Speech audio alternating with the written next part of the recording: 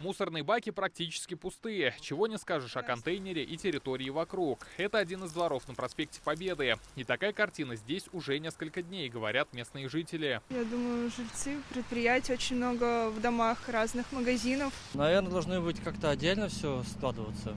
Бутылки, вот как около Меги, например. Там же есть отдельный прием бутылок, картон, скорее всего, тоже.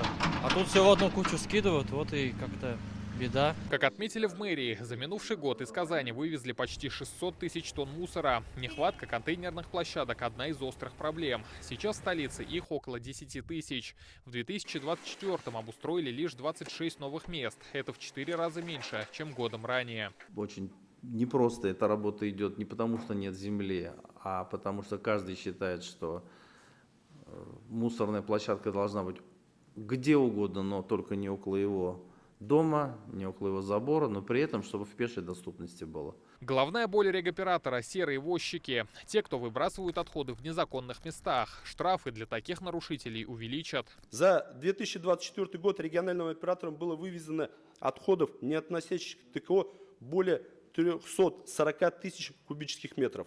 Затрачено 80 миллионов рублей. Данные расходы не включены в тариф регионального оператора. Делаются за счет прибыли.